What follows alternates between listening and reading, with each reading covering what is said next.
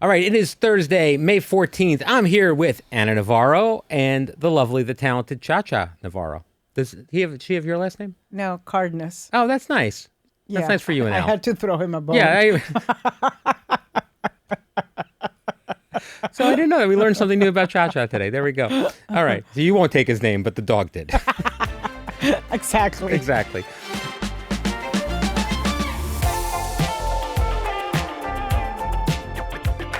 All right, let's just dive right in because this week, as President Trump departed for a state visit to China, he was asked if he considers America's financial problems when he's negotiating with Iran. And he said, not even a little bit. The only thing that matters when talking about Iran is that they can't have a nuclear weapon. I don't think about Americans' financial situations.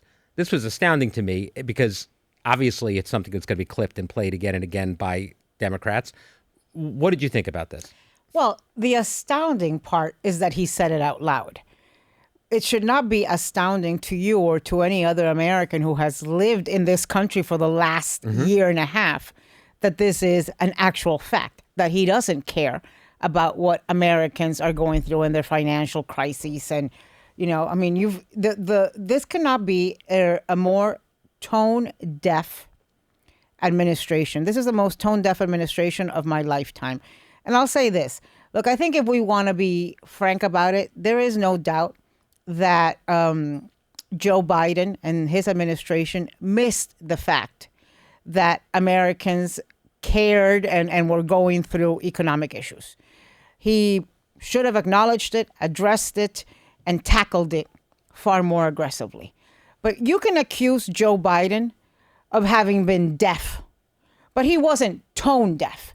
Because he was not, certainly at the same time that Americans were going through economic hardship, Joe Biden was not out there enriching himself off the presidency. Joe Biden wasn't out there carrying around a rendition, a mock-up of a ballroom that's now costing $1.5 billion. He wasn't going around there talking about the repainting of the reflection pool that started at 1.5 and is now at 15 million. And reportedly, there's all sorts of air bubbles and there's going to be leaks again. He wasn't out there selling phones to morons willing to pay. The Trump phone is fantastically crazy. Tell me about this, because apparently you've gone down this rabbit hole. So I have. So these people are being charged. Oh, tell me about it. Well, originally, and I have to check all the details here, but this is my understanding. Originally, they agreed to buy a $500 Trump phone, and in the fine print, it said basically the Trump phone may or may not actually show up. People read this, got upset. They haven't gotten their phones didn't yet, read it. And now suddenly, I read today that the Trump phones are starting to ship, but in reality, they're not a newly created device. They are a revamping of an existing phone from 2 years ago that is made not in America and is basically just repackaged with gold on the outside. And you can buy the regular phone that this is for like $100 on Amazon if you want to. Okay, because they're stupid. I mean, this is just a stupid thing to do. But in the process of this, Trump and the Trump phone people have made $60 million just off the $100 million. So my point here is this, that people were really pissed when Joe Biden wasn't responsive enough on the economic hardship issues and didn't and wasn't laser focused. And in on retrospect, I think we can say that was probably a misstep by him. Yeah, it probably cost the elections. But Joe Biden was not enriching himself, and Joe Biden was not going around laser focused and completely distracted while at war, doing things that are costing the American people so much money and saying out loud, I don't care one bit about the economic hardships of the American people. But I mean, you know, Trump is showing, and it's not just Trump, it's Trump, his family, and his administration. You've got the Secretary of Transportation, who in a 7-month period has been taking days off to go on a road trip with his family, paid for by companies that have business in front of the Department of Transportation. You have got, you know, Trump palling around with all of these billionaires, taking them to China. The same people that donated money to his ballroom, that donated money to his inaugural committee and showed up at his swearing in, they are all of a sudden the same people who are on Air Force One en route to China. So it's just really jarring to see the disconnect and kind of parallel universe of Americans on the one hand saying we can't afford groceries, we can't afford gas, we are going to have to cancel summer vacations with our children because we just can't pay for it.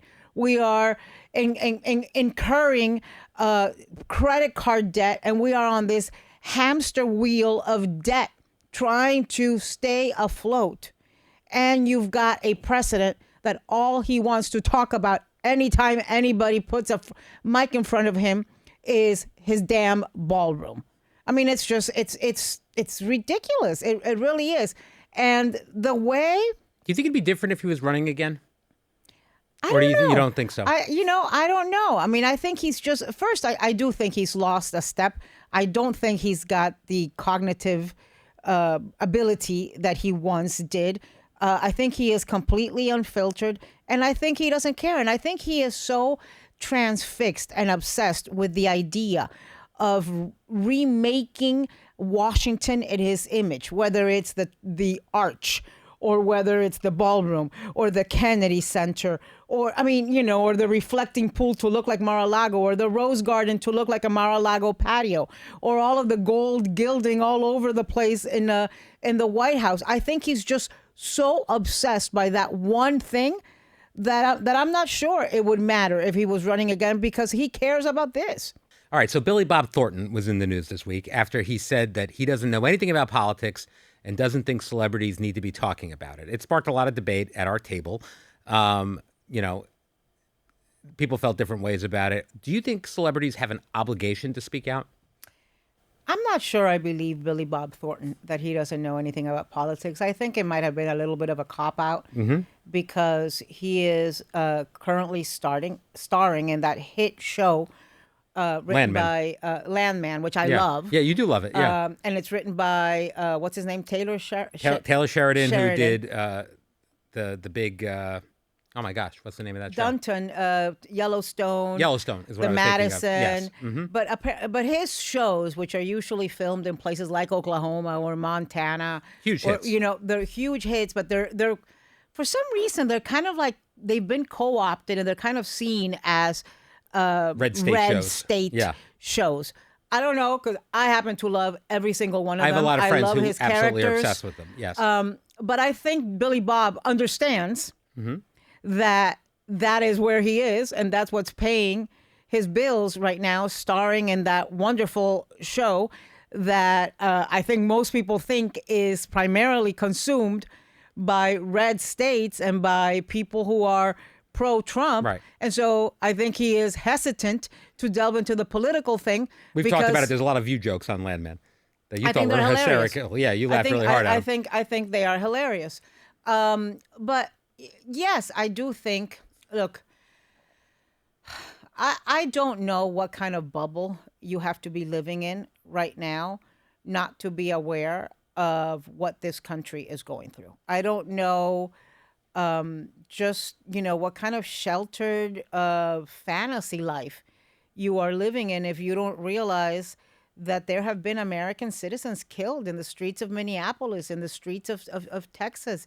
If you don't realize that that there are children being held in deplorable conditions in detention centers, if you don't see the cruelty of what's going on, if you don't, know that there's a president who's obsessed with a ballroom while Americans are paying $6 for gas. I don't know, what kind of life you live. I guess, are there people who I think, maybe they just, they're completely clueless. I mean, I know people in my life who tell me I can't deal with it. I'm not watching any news. I just, I'm there are people trying to get through the day myself. too. There are people who physically are trying to get through the day and don't have the bandwidth for it. And there are people who just don't want to deal with it. And look, if you have gotten yourself out of, watching news and consuming it, and you're just in la la land, and that's your coping mechanism, great. Do I believe that's the case with Billy Bob Thornton? I don't. When he comes here, he knows who The View is and what we do. So that tells me he's got some level of awareness. When he's making those View jokes on Landman, he knows what they are about and he knows what it's about. So that tells me he's not writing them and he's telling them. He obviously knows what the hell he's talking about. So I do not think, I don't believe him that he is, that he doesn't know and doesn't have the bandwidth for politics. And then, you see people, but let's also be clear-eyed about something. Taking a political stance, particularly taking a hard political stance against Trump and denouncing Trump's abuses of power has a clear cost.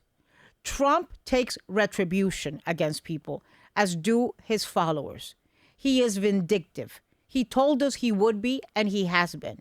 And we are seeing it with Bruce Springsteen.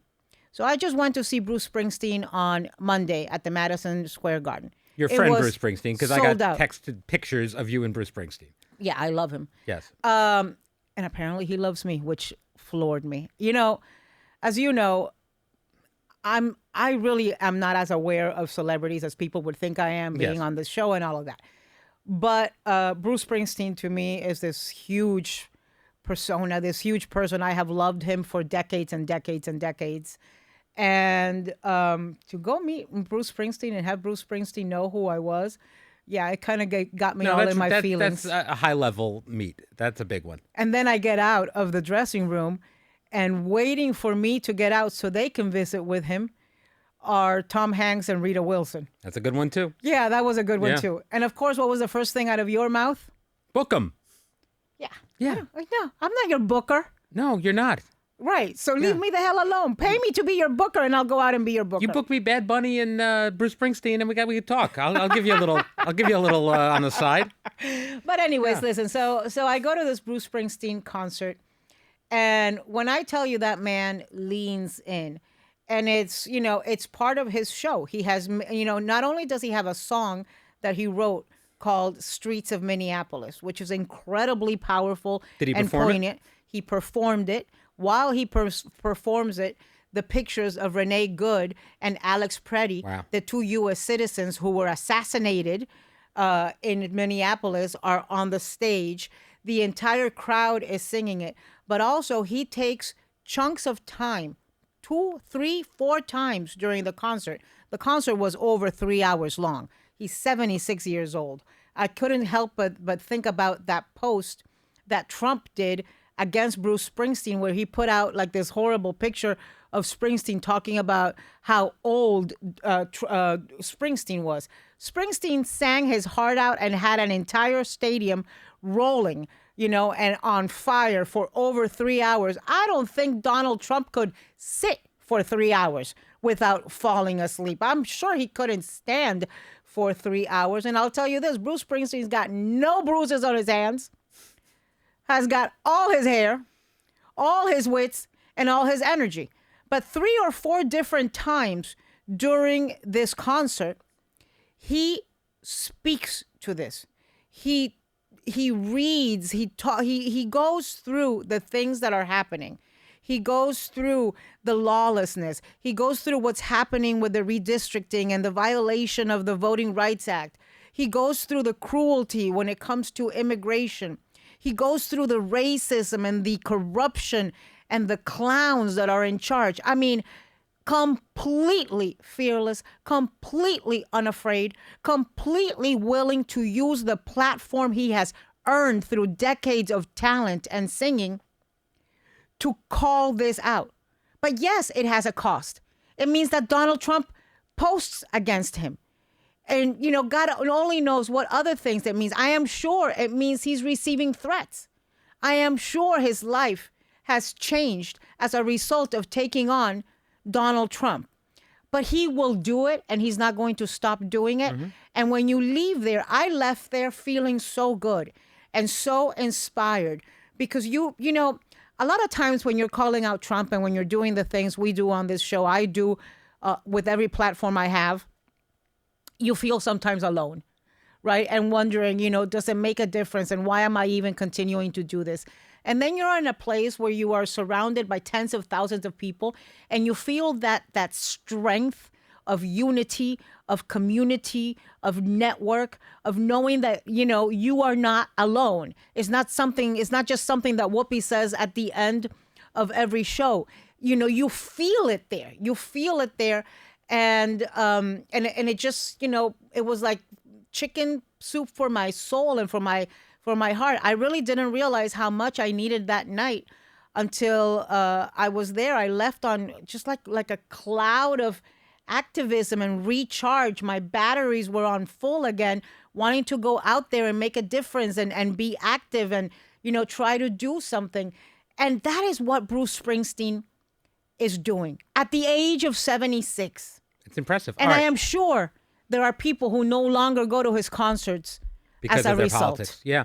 But he was sold out, I'm guessing. He was sold out, yeah. All right, so I'm going to do something they do on social media right now because, you've become a concert-going person. So I'm going to ask you some questions. I'm going to ask you 2 concerts. You can tell me which one's better. Do you like seeing Gloria Estefan or Shakira in concert? Gloria hasn't been in concert in a long time. Where have you better like it's ages ago. Okay, so Shakira, you're going to say. Well, right now, if I have to between Gloria Estefan or Shakira, why can't I see them together? You have to choose which one's better.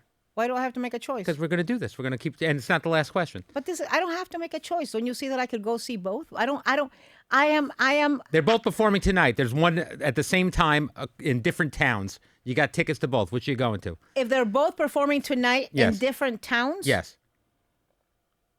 Well, it depends on what town I'm in. You're in the middle, directly in the middle between the 2 towns. If I'm in private planes in both directions. You have to board one plane to take you to one concert. Which one? If I have a private plane to take, I would go to the Shakira. Well, no, you know what? I would go to the Gloria concert because I've seen Shakira twice. Okay. In the last 12 months. All right, Gloria or Bruce Springsteen? Bruce Springsteen. Bruce Springsteen or Bad Bunny? Bad Bunny. Okay. That was it. That's all I had to find out. I wanted to see if anyone would beat Bad Bunny. But I will say this. It's because I haven't seen Bad Bunny. And I was going to go see him in Spain June 6th, but I committed. I didn't realize that was the date I had picked for Bad Bunny, and I committed to do a book event for Jose Andres in Miami June 4th, moderating his new book that comes out. He's coming soon to the View.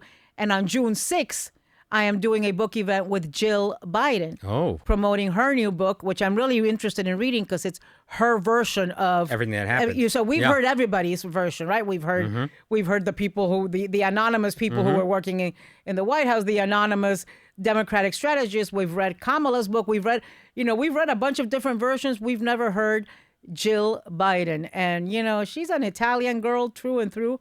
So I'm really looking forward to seeing what she has to say. She might take some scalps in that. Bottom line is, I got Jose on the 4th, I got Jill on the 6th, and I was going to go see Bunny. I was going to go see Benito in Madrid that weekend. And so I canceled. I had concert tickets and I had plane tickets, and I canceled because I thought it would be in really bad form. I thought you were a fan. I know. All right, Bad Bunny or Mark Anthony, and Mark Anthony calls you the night before and says, I can't wait to see you at my concert. I'll tell you the one I wish I had been at. What? I wish I had been at the Bad Bunny concert in Puerto Rico where Mark Anthony came out. Yeah. That, I'm actually a little pissed at Mark that he didn't tell anybody, that he didn't tell me that was going to happen, because I would have left everything, dropped everything, including you and the show, and I would have booked myself to Puerto Rico on the next plane. That was extraordinary. I was pissed that I wasn't in. The thing is, Bad Bunny's residency in Puerto Rico, which was really close, right? That would have been really. I mean, it's a lot closer than schlepping to Spain or France or wherever. Because he's, of course, Bad Bunny's not performing in the United States because he doesn't want his concerts. Yes. He's another one that has used his platform to speak 100%. Up against this, and he is not willing to have his concerts used as bait for ICE operations. And so you got to go see him somewhere else. And I should have gone to Puerto Rico, but he did him during the summer when I was, On a yacht somewhere. Yes. Yes, of course. All right. Speaking of the glamorous life of Anna Navarro, you and I were at the Disney Upfronts on Tuesday. Yeah. And whenever we go to the Upfronts, it's always entertaining, I would say.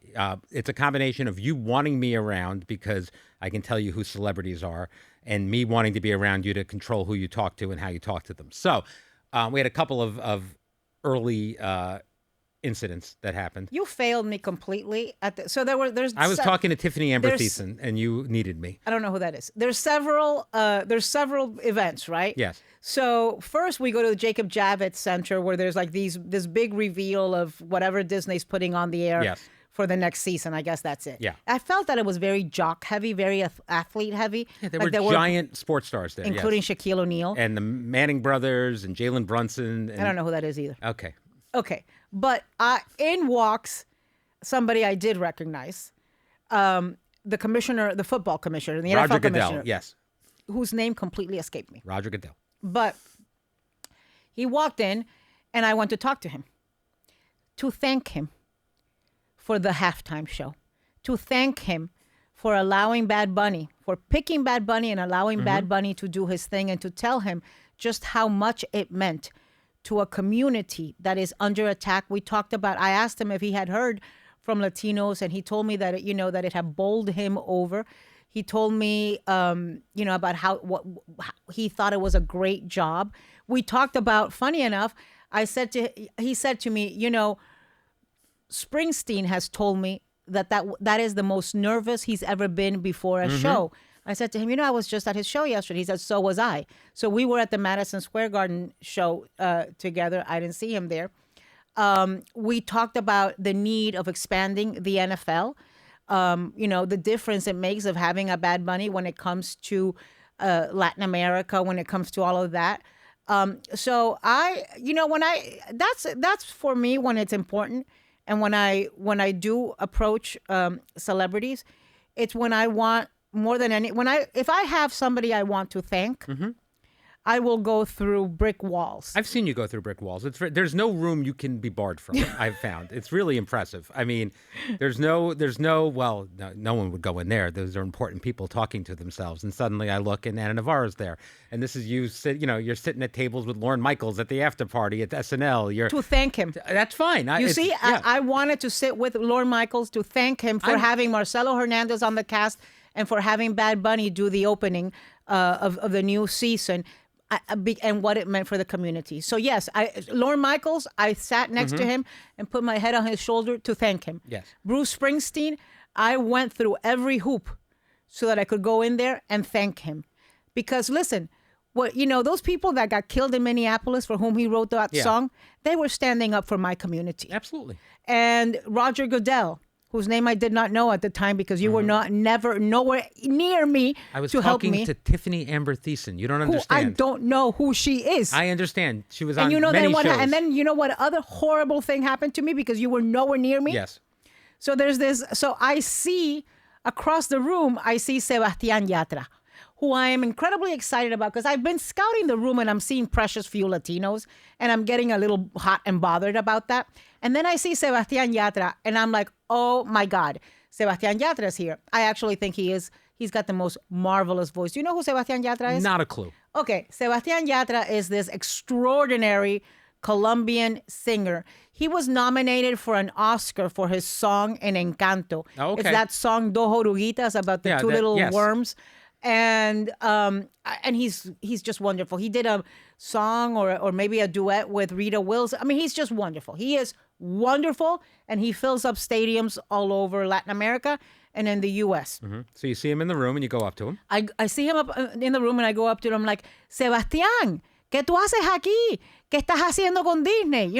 Sebastián, what are you doing with Disney? ¿Qué estás haciendo? I mean, he was in Encanto, so there's a... And this guy's looking at me like I'm on drugs. Because it was not, in fact. Sebastián Yatra. It was, in fact. Whatever his name is, from the Game of Thrones, who played Jon Snow. It was Kit Harington, the King in the North. Okay, but... Now, you've said in fairness, he's apparently lost a lot of weight. He did look different to me. And he looked exactly like Sebastián Yatra. We have a split screen that we can show. I will say that I had earlier seen Kit Harington, who I thought was Kit Harington there, And I did not go up to him because he did look a little skinny and different, and I didn't want to be wrong. And I was worried about it. And Alyssa said to me, that's definitely Jon Snow, and I wasn't sure. So I'll give you that. That being said, did you watch Game of Thrones? Yes. Yeah, I mean, it's you know nothing, Anna Navarro. But it was a while ago. I would fall asleep at every Game of Thrones because I just found it very dark and I had a very hard time understanding what they were saying. Yeah, it's like my podcast with you. They're very dark, and I have a very hard time understanding what you're saying. Oh, you racist.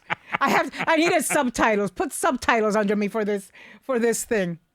Okay, and then we Sorry, I'm laughing at my own joke for a while. I know. Yeah. But it's not that funny. Oh, come on. It's very dark. It's fine. Whatever. Yeah. One of these days, I'm going to do a roast of you. Uh-huh. So then we go to the other thing of the upfronts, which is like a smaller thing. Yes. I mean, I left that big thing after a few minutes. No, I know. And then there was a cool kid party, and you were back there again. I went to the cool kid party. And I actually got into that one, too, for a change. I think you get it. I think you got there just for the purpose of shepherding, babysitting me. Babysitting you and others. Yes. You treat me at these parties with Disney executives in particular. Yes. You treat me like if I was a pyromaniac 5-year-old with a box of matches, just going tick, tick, tick, tick, tick, like you are, and you just lurk around me, with a glass of anything, hoping to put the fire out. Yeah. Before No, I carry a dart gun in my pocket. that'll trank gun that'll take you out if necessary. You were wonderfully behaved. There was no concern at all about that. And I was there to socialize and look around, but I kept an eye on you because you never know. Not just you, everybody. This is my job. Yeah, but there was a point when I caught you. Yeah. You were like, you had. Well, you pushed me away at one point physically. You physically motioned for me to get away from you. Well, yes. Yes, and then after that, I stayed at a distance and kept an eye on you. But I saw you. I was like in a little huddle with like 3 or 4 of the top Disney executives, and you were hyperventilating, looking over your glass with a face. I mean, it was like the face of fear. It wasn't the face of fear. It was fear. All right, it might have been fear. Okay, but then what happened? Well, then, so we're talking, and I'm standing next to you, but really what I was trying to do is introduce myself to Tom Hiddleston, who is Loki in the Marvel Universe, as everyone but you knows. And a big star, great actor, charming guy. I'd met him here before, but I wanted to talk to him. And I mentioned this to you, at which point you decide to embarrass me and get up and introduce yourself to him, explain to him that you have no idea who he is, but that your executive producer really wants to talk to him. Again, treating me like an infant, but it's fine. And then you continue to talk about how you've never seen a Marvel movie, don't believe that anyone cares about this. How big a star are you? I don't understand. I mean, we did this he was lovely, by the way. Then you seemed charmed by him because you invited him to Bad Bunny. Oh, yes. Yes. And then he mentioned. Because he's going to be in London. Yes. And then he mentioned that him and his wife would love to go. And you said, to be clear, I'm not hitting on you. I don't even know who you are.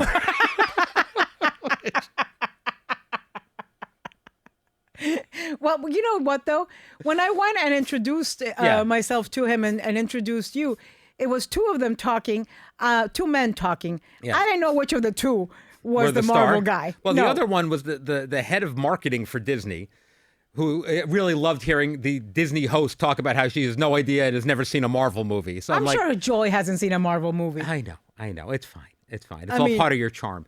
But he's a great actor. He's really, really good. And actually, we had we talked about King Charles and his visit here to the United States and how incredibly funny he is. And he said he'd met King Charles before, because I said to him, that was a surprise to me. He's an erudite, charming guy. And he was, it was really interesting talking to him. He left me as soon as you left. But I enjoyed being there. And then right before he left. Because I totally lost interest once you got into the weeds about this Marvel stuff and you started asking him stupid questions. I didn't ask him stupid questions. He was talking about it, and but you were like, okay, but like you were fangirling. You were like trying to you were asking questions about, well, is this going to happen? Is that going to happen? You know why I think? Why? People like him, whose name escapes me now. You know why? Tom Hiddleston. Okay, Hiddleston. Yes. Hiddleston. Yeah, he dated Taylor Swift for a few weeks too. Oh, back in the okay. day. Yeah. You know why I think they respond to me? Yes. because I don't know who they are. Yes. And they find it refreshing that I'm not in their face trying to find out some obscure thing about the Marvel universe. The only thing I asked him is the next movie as great as we need it to be, as great as I'm hoping it is? No, I feel you asked him something more He was explaining specific. to you about how he was in movies with like Anthony Hopkins and stuff, and you're like, that was very impressive to me. What movie was he in? Thor. Oh, so the movie with Anthony Hopkins and somebody else who was impressive. It was directed by Kenneth Branagh. Yes. Yeah. So that's a Marvel movie? Yes. Which one is that? Thor. Yes. And then we were explaining who he played, and you didn't understand. And I said, he's Loki, the god of mischief, the Norse god. And you're like, there really is a god of... And I'm like, yes, that's who he is. Can I tell you, I kept thinking, when you kept saying to me that he was low-key... You thought he was like low-key? I thought he was low-key. I thought he was a low-key guy. No. It took me a while to understand... Yeah. That low key was not an adverb for him. It was not an adjective about this guy. That it was this man's name. I'm gonna give you some movies to watch. I don't want to watch that. There's I watched The Godfather already for you. I'm done. Did you like The Godfather?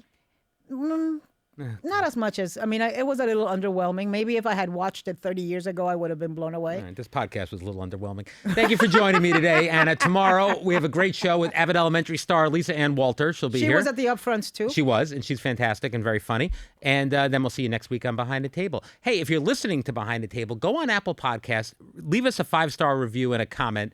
And they should just give me a 5-star. They should give everybody else 1. They should give the whole podcast a 5-star. The Webby Award-winning. I'm a little pissed that Joy got the Webby. Yeah, I know you are. By the way, what a beauty! And can I tell you, when you said that the speeches had to be 5 words, I started stressing out a little, and I knew one of the words would be bleeped. Yeah. Like I knew one of the words was not going to be fit for daytime TV. Yes. Which in fact was the case. Yes. But I was like, what would my 5 words be? I spent a lot of time thinking about that. If you had given the speech, what would your 5 words have been? All right, so here's a little behind the scenes stuff. At one point, it seemed like Joy was not going to make it to the end of the night because when we got there, she was scheduled to be the very last award given. Oh.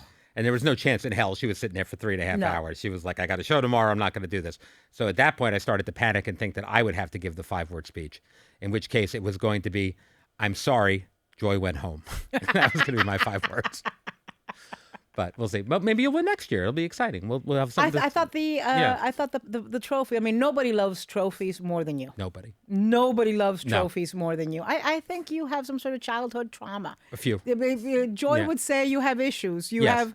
You need my to go see a therapist. Yes. Your original, what does she call it? My original wound. Yes. Your original wound is that you didn't receive enough affirmation from your parents, and now you need to have all of these. You know what's also really sad to me? Yeah, please. When people recognize you How or excited remember I get? you. No, when people at the upfronts, like celebrities and stuff, remember you from the times that you worked with David Letterman. Yeah. And your eyes get glazy, and they, you just get this dreamy look Sarah in your Paulson eyes. came over. Yeah, that was you nice. go back to that happy era of your life. Yeah. Where you had unlimited budgets.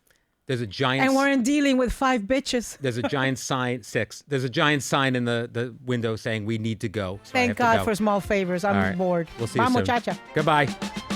Behind the Table is executive produced by Brian Teta. Supervising producers are Nathan Getty and Summer Shake, with associate producer Emily Darcy and editor Brian Davis. Our director of publicity is Laurie Hogan, and our senior manager of production operation is Enza Dolcenini. From ABC Audio, Trevor Hastings serves as senior producer, with director of podcast programming Josh Cohan.